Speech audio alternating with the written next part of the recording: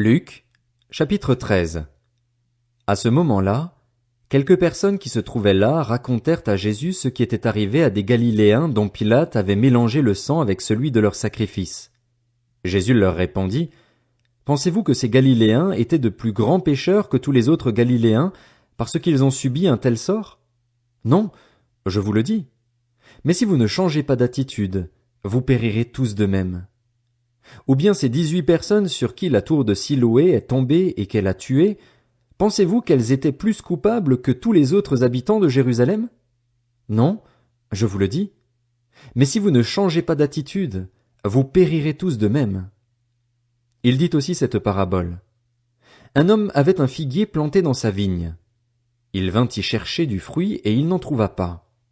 Alors il dit au vigneron, « Voilà 3 ans que je viens chercher du fruit sur ce figuier et je n'en trouve pas.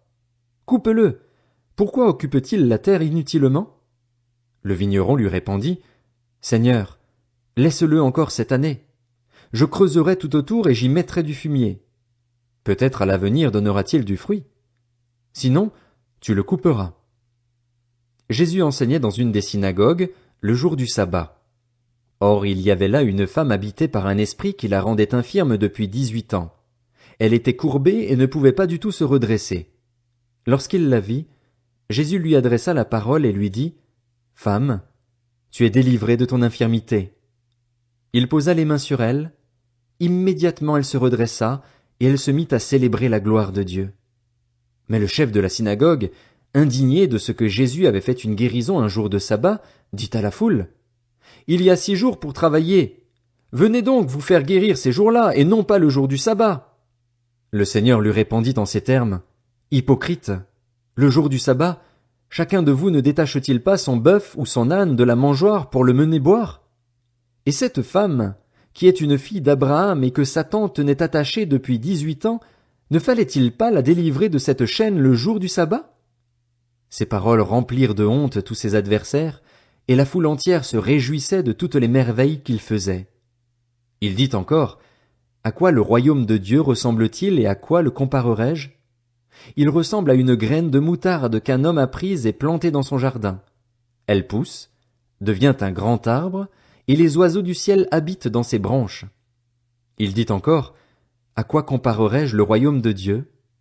Il ressemble à du levain qu'une femme a pris et mis dans 3 mesures de farine pour faire lever toute la pâte. » Jésus traversait les villes et les villages, et il enseignait en faisant route vers Jérusalem. Quelqu'un lui dit, « Seigneur, n'y a-t-il que peu de gens qui soient sauvés? » Il leur répondit, « Efforcez-vous d'entrer par la porte étroite. En effet, je vous le dis, beaucoup chercheront à entrer et ne le pourront pas.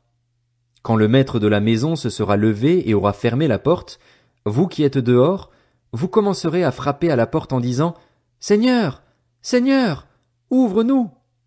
Il vous répondra, « Je ne sais pas d'où vous êtes. » Alors vous vous mettrez à dire, « Nous avons mangé et bu devant toi, et tu as enseigné dans nos rues. » Il répondra, « Je vous le dis, je ne sais pas d'où vous êtes. Éloignez-vous de moi, vous tous qui commettez l'injustice. » C'est là qu'il y aura des pleurs et des grincements de dents, quand vous verrez Abraham, Isaac, Jacob et tous les prophètes dans le royaume de Dieu et que vous serez jetés dehors. On viendra de l'est et de l'ouest, du nord et du sud, et l'on se mettra à table dans le royaume de Dieu. Certains parmi les derniers seront les premiers, et d'autres parmi les premiers seront les derniers. Ce même jour, des pharisiens vinrent lui dire, « Va-t'en, pars d'ici, car Hérode veut te faire mourir. » Il leur répondit, « Allez dire à ce renard, voici, je chasse les démons et je fais des guérisons aujourd'hui et demain, et le 3e jour j'aurai fini. Mais il faut que je poursuive ma route aujourd'hui, demain et le jour suivant, car il ne convient pas qu'un prophète meure ailleurs qu'à Jérusalem. Jérusalem, Jérusalem, toi qui tues les prophètes et qui lapides ceux qui te sont envoyés, combien de fois j'ai voulu rassembler tes enfants comme une poule rassemble sa couvée sous ses ailes, et vous ne l'avez pas voulu. Voici que votre maison vous sera laissée déserte. Je vous le dis, vous ne me verrez plus jusqu'à ce que vienne le temps où vous direz, « Béni soit celui qui vient au nom du Seigneur. »